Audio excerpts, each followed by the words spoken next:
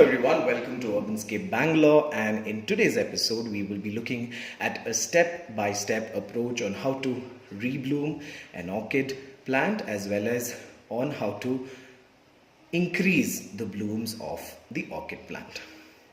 So let me just initially talk about the orchid plant. This is going to be a very long video, so please bear with me. I kind of need to tell you everything, and there is a lot of importance in the detailing.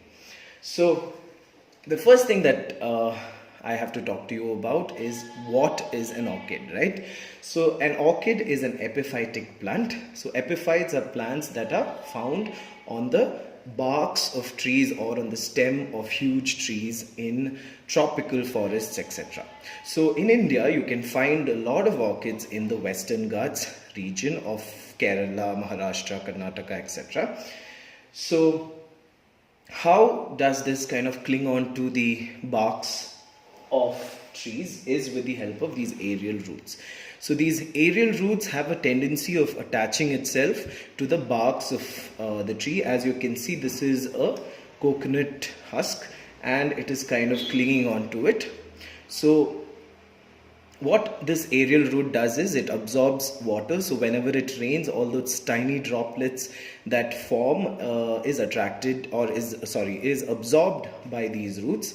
Along with that, it also absorbs a lot of nutrition. So as years pass by, the bark on which it is attached obviously rots and decomposes. So the nutrition from that, as well as leaves that have fallen down, etc., decomposes around this around the area where the orchid is found. So all those kind of gives the necessary nutrition that the orchid requires. So that is why I always espouse the importance of using organic compost and not any other kind of chemical fertilizer to increase your blooming or to do any general gardening. So now let me talk about the root system as such. So you might be thinking this entire thing is the root, but it is not.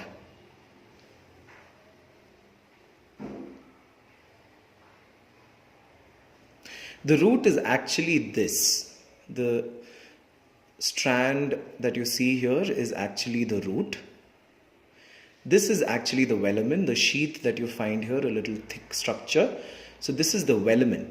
So velamens are found in epiphytic plants. So what it does is, velamen has a tendency of absorbing all the water into the roots. That is, it takes in water, but it does not allow the water to evaporate or to transpire. So what happens when you put it in soil or in any other potting medium? Obviously, it holds a lot of water. So the velamen would absorb a lot of water. It will go to the roots, but there will be no place for the water to go out from the roots if there is excess water. So root rot is one of the biggest reasons and the biggest causes for your orchids to not bloom, as well as it will eventually die. So please remember that you need a container which is very well draining, and you cannot use any kind of potting medium. You must be using orchid specific potting medium only. So I'll tell you what you can get in your households. You do not really have to go and buy something very particular. You can find these components in your house or around you very easily. So let me just tell you on what are the requirements for a good orchid potting medium. So folks, you see this is charcoal. So obviously this is made out of stem and the barks of trees, etc. So what happens with charcoal is it kind of gives the perfect setting for an orchid plant to bloom and to flourish. Another thing is that if you use some stems which have not completely which have not completely died or something of that sort, what will happen is a new plant would grow from it, and then it would be absorbing a lot of the nutrients that the orchids really want. So it would be preferable that you use charcoal which is dead and which is burnt, and this is one of the best mediums that I can find that you can use as well. So here I am using a ceramic pot, so I am kind of breaking the convention here. So generally a lot of people would buy plastic containers with a lot of holes in it. I am kind of averse to using a lot of plastic containers, so I'm using ceramic. So ceramic, what is the disadvantage is that airflow will not be there. However, there is a drainage hole at the bottom, and I will be adding a lot of these well draining mediums so that the orchid does really well. So the success is, or the proof is in the pudding, or should I say the proof lies in eating the pudding. So this is the proof. I have grown this plant in a ceramic pot, and look at how well it is doing. It is doing really well because I have used the correct potting medium and there is very good drainage as well, right? So let's see how we can repot this orchid into a ceramic container. Now add the charcoal inside, create a base, and then the other medium that I'm using is simple coconut husks.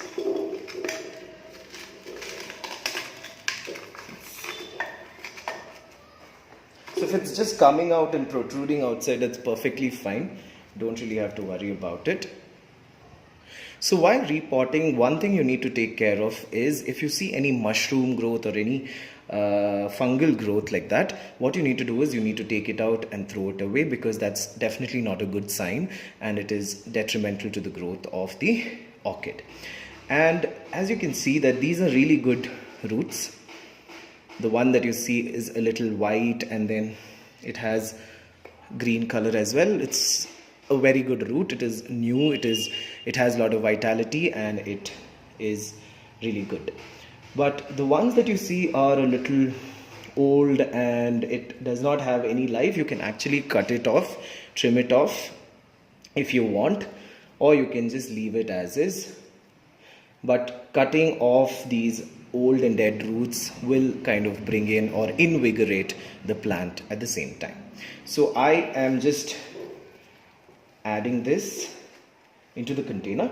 So if you have an aerial root that is kind of coming out, do not try to put it in deep, as in do not try to submerge it inside into the container.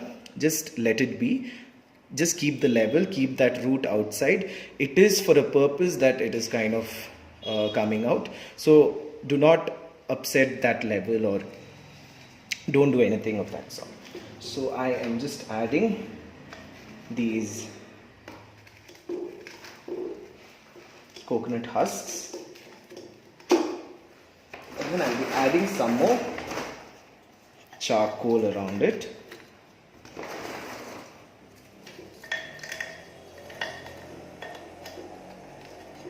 So this is enough, as in it's perfectly fine. So now, since this plant is not giving out flowers or it's kind of dormant at this stage, what you can do is you can add either some chemical fertilizers if you want, or like I use only compost. So you can just add compost a little and that will do. So the best part about compost is that it will decompose again and again. So as in when probably twice in a month you can just add compost and that's perfectly fine. But while using chemical fertilizers, you need to take care of one thing. When it is blooming like this, when it is in this stage where it is blooming and giving out flowers, do not use chemical fertilizers. Once it is done flowering, that is when you have to use chemical fertilizers. But when you're using organic fertilizers like compost, you can add it throughout the year. There is no issue whether it is flowering or not. You can still add the organic compost. So now we have found we have kind of understood on how to repot the orchid, and it's fairly very simple. So another thing you can do is you can increase the humidity around the orchid. The orchid loves humidity because, like I told you, in the Western Ghats it is found in a canopy, etc. So all that provides natural humidity. So the flowering increases with this natural humidity. So it also loves a lot of ambient heat. So if your orchids are indoors and you have a lot of air conditioning, so what you can do is you can just have a pebble tray, a tray with pebbles in it, and you can add water into it. As and when the water evaporates, the humidity is created, and that really helps the orchid flower. So that is one thing. Another thing is watering. I water my orchid every day. It is still forgiving. You can probably water it once a week. And the other thing is it does not like being relocated quite often. So once it is stationed in one position, do not keep relocating your orchids.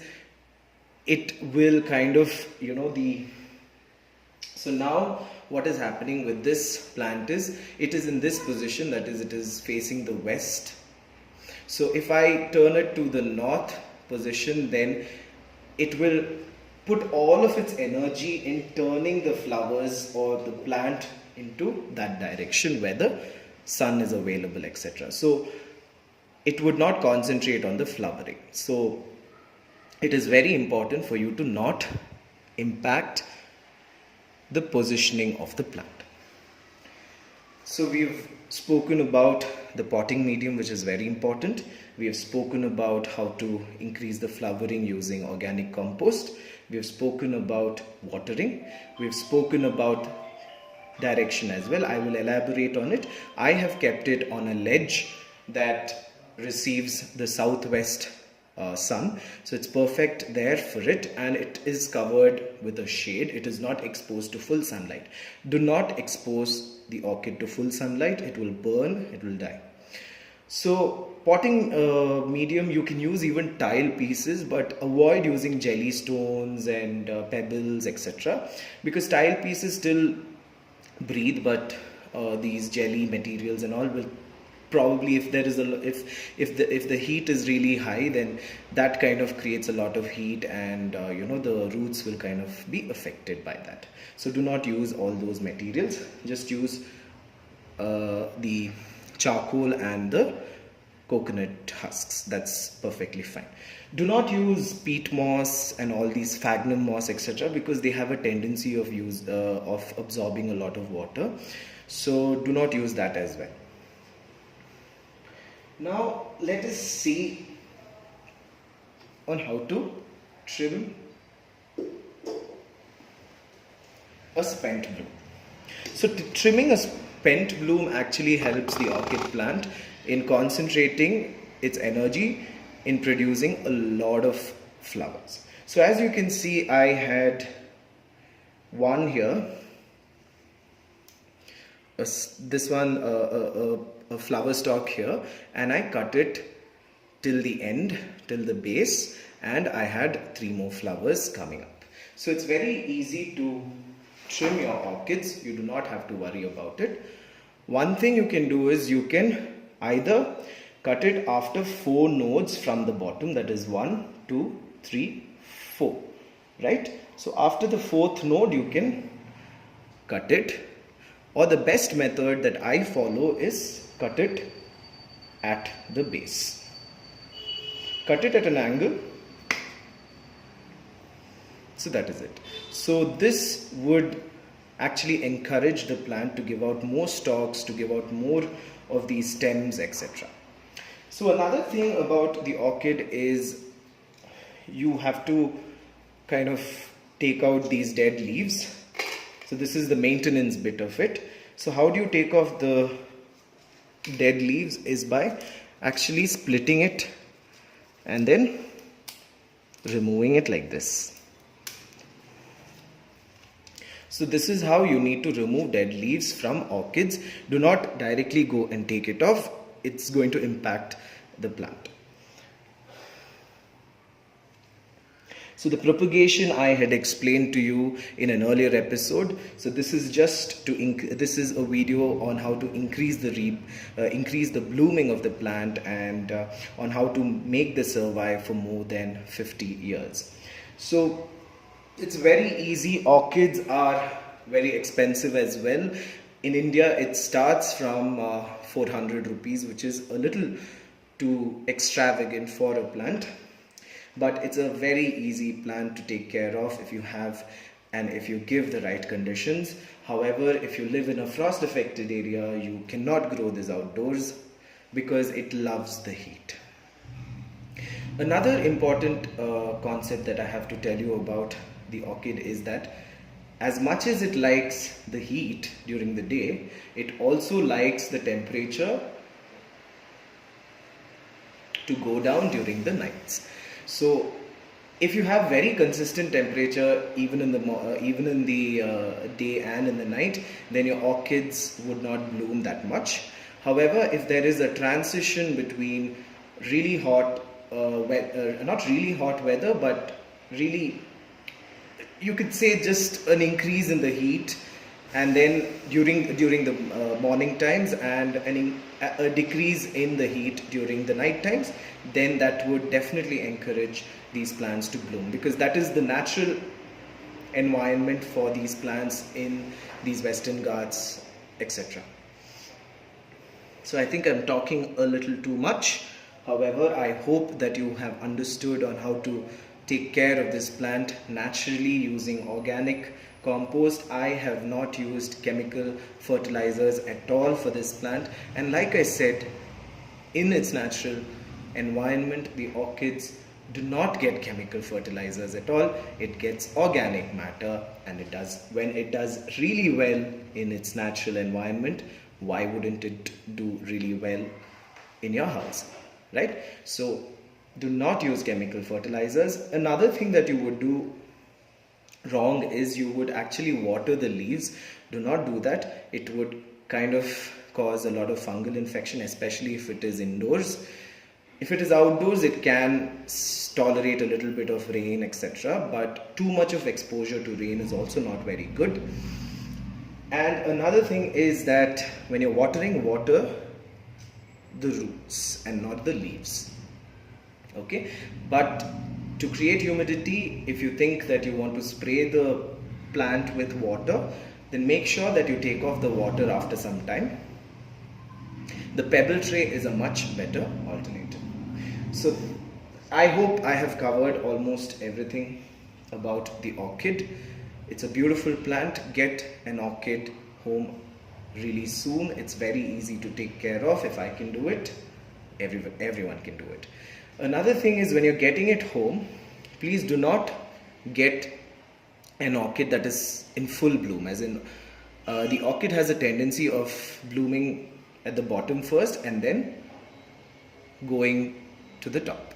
So get a plant that has not fully bloomed, which has buds already. So if you want to gift someone, you can also get a plant that is not fully which is not in full bloom and which looks like this. So this plant is called the dendrobium, and it is a lovely, beautiful plant, and this flower stalk remains for at least 1.5 months. So thank you for watching Urbanscape Bangalore, and I hope that you would find success with your orchid plants as well at home. It's very easy, and I hope that you would try this really soon. Thank you for watching Urbanscape Bangalore, and if you like this video, then please do not forget to subscribe. Thank you.